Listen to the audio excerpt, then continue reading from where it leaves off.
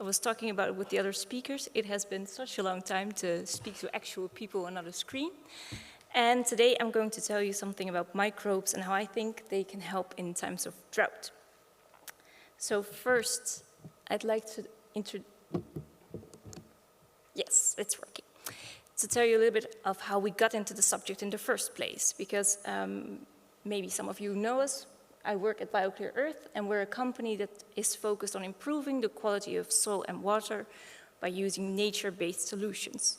So much of our work is involved around biological soil remediation. So this is using bacteria, fungi, and nowadays even trees to clean up the soil. So you have a problem, there's a pollutant, and we know how to manage basically biology to clean it up for us.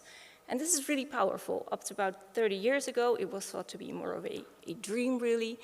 And now over half of all the remediation projects here in the Netherlands is using biology. So we know it's really powerful, we know how to monitor it, we know how to manage it. And about 5 years ago, people at our company thought, why not do the same thing in agriculture? Why aren't we manipulating those microorganisms? Why not learn how to manage those? And luckily for us, the provinces of Groningen, Friesland, and Drenthe, they had the same sort of feeling, like, okay, if we need to make agriculture more sustainable, we need new strategies, and maybe biology can offer them. Maybe the microbes present in the top layer of the soil, which is a highly diverse ecosystem, can provide us some of the answers on how to make agriculture more sustainable. And myself, I'm always a fan of numbers. Numbers help put things in perspectives. So just a few numbers for you guys. 1 gram of soil has up to 10 billion bacteria. So if you take a scoop of soil in your hand, there's more bacteria in there than there's people on the planet. So the diversity in the soil is huge. So it's quite easy to imagine that probably they're very useful and probably they're also quite powerful in this ecosystem. Besides bacteria, there's also a bunch of fungi in there, which of course are bigger organisms compared to bacteria, also very important, and you can have up to 1 million fungal cells in 1 gram of soil.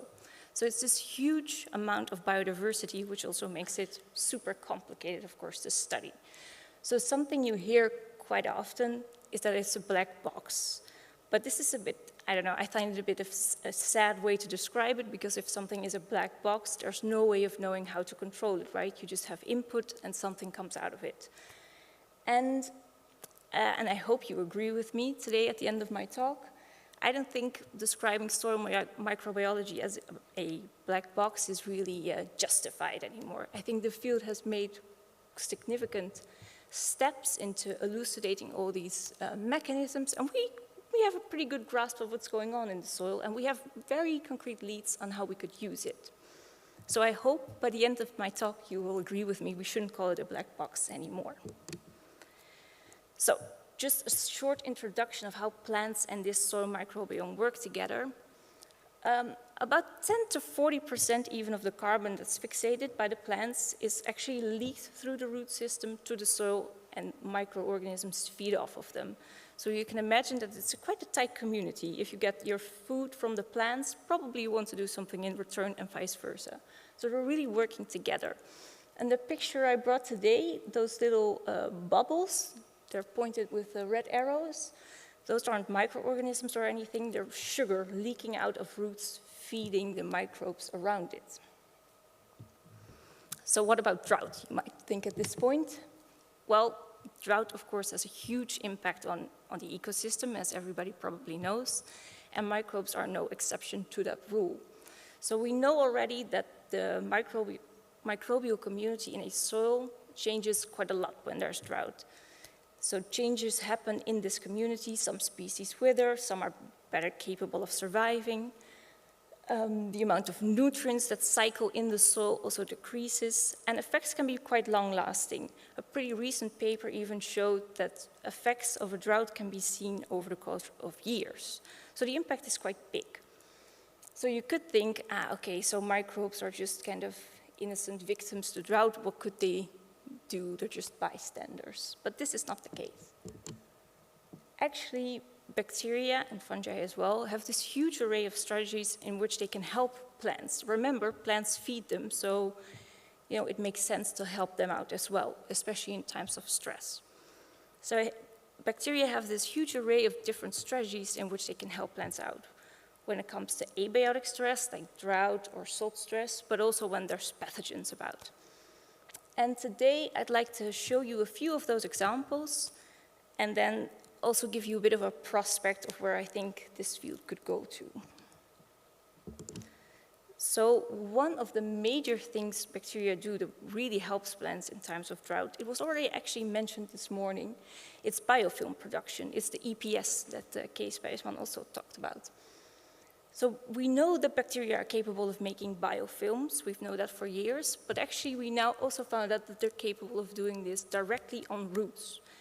And EPS, or the biofilm, can hold moisture, so it's like having a sponge around your root, which of course is beneficial when you want to hold on to moisture.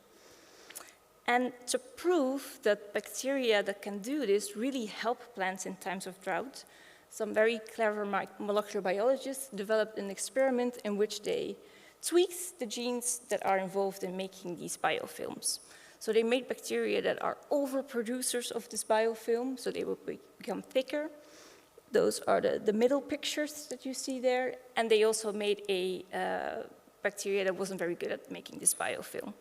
And what they saw directly is that when they exposed plants with these different kinds of bacteria, the ones with the overproducing biofilm bacteria, they were very capable of resisting drought. So this is a direct proof that if we can find out how these bacteria start making these biofilms, and if we could manage them to do this sooner, or we could inoculate plants with these bacteria, we could really help plants survive in terms of water stress. But there's more going on than it's just being a sponge. This is, of course, a very beneficial factor, but it's more sophisticated than that. Because a biofilm is kind of like a city for microbes, so it's also a place where you can diversify your activities, you can increase the amount of certain chemicals you produce, so it's like a hotspot for bacterial plant communication, really. And one of the things that bacteria do, they're really kind of almighty in this ecosystem, is they tell plants to make more roots. And when you have more roots, your surface area it gets bigger, hence you can take up more water. And the experiments that people do to show this are actually quite simple. So they simply inoculate plants with bacteria that they know can do this, and they see an increase in root area.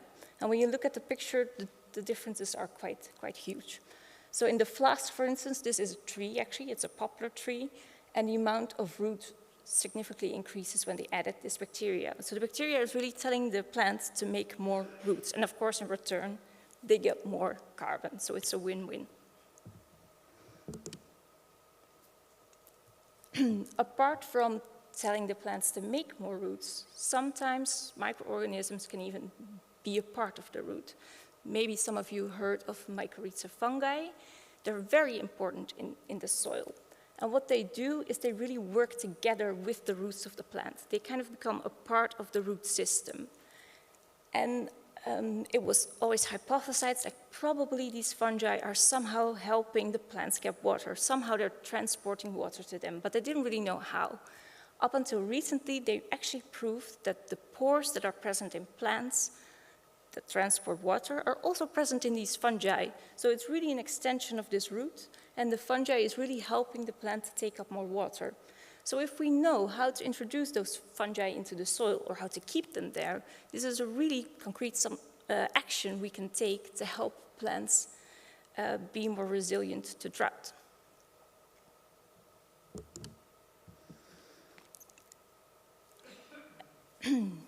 So the next step, of course, it would be very nice if we know exactly how to manage the soil so we can steer it towards this community. Another thing that we could do is just cultivate the bacteria directly and add them to the soil. And of course, researchers have been trying this, and they have been quite successful, actually. So this is an experiment in which they expose plants to droughts for several days. And in some of the pots present here, they added bacteria, and from these bacteria, they already knew that they were beneficial. But the cool thing in this experiment is that they also combine bacteria, because you can imagine if the soil is such a complex system, then maybe it's better to introduce several bacteria working together, and that the success rate of doing something beneficial in the soil becomes higher. And they were right. So this is pictured in F here. When they added the different bacteria together, plants could withstand drought the best. So this is already a pretty practical, I think, solution in how bacteria could be used. The only thing to overcome here is that they used insane amounts of bacteria to add to these plants. So in practice, right now, this would be too expensive. But I think we can overcome this with a little innovation. So what about field research? Because I told you that we've been doing projects since 2017 trying to link soil management to the microbial soil community that is there. And actually, in one of our case studies, we kind of stumbled upon a difference in drought resilience. We were doing research in 2018 and 2019, which were very dry years. So we weren't looking for microbes specifically related to drought, but there was no way around it. And one thing that we saw is from 2018 to 2019, diversity increased, which made sense because 2018 was really dry and then 2019 was slightly less dry, so the microbes could adapt. But something else that we found was that the type of manure that farmers applied seemed to be related to the amount of drought-resistant bacteria in the soil. So this is a really interesting finding, actually, that maybe the type of manure that you're applying could have such an influence on a characteristic like that. And to verify this hypothesis that we had, because this was a single case study, we are now also looking into this in a bigger project where we follow several farmers with different types of manure and see if we can find these differences again.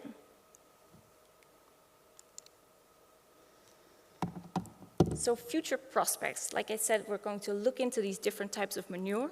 And besides that, we're also planning to look into grasslands that have been reported to be very sensitive to drought and other grasslands that have been reported to be very insensitive to drought and see if we can find the microbes responsible here in the northern Netherlands, because every soil is of course unique, so it might be different here than studies based in the United States, for instance. So we want to see if we can find the Frisian bacteria that can help combat drought, see if we can find that. And something else that I think is going to be really feasible in the near future is the development of products that contain bacteria to help in times of drought. The picture that I brought here today, it's not mine, I can't claim credit for it, it's from researchers based in the USA. They actually think that a good strategy would be to go to very dry places on Earth that have had a long time of adapting to these circumstances and look for bacteria there, cultivate them, and then bring them to a soil that is struggling. So you can inoculate the soil and make it more resilient to drought. So I hope that these examples have shown you that the soil microbiology really isn't the black box that it used to be. We know quite a lot of what's going on, and we have some very concrete prospects on where we could focus on. And I think this personally is a very exciting field of research and very promising.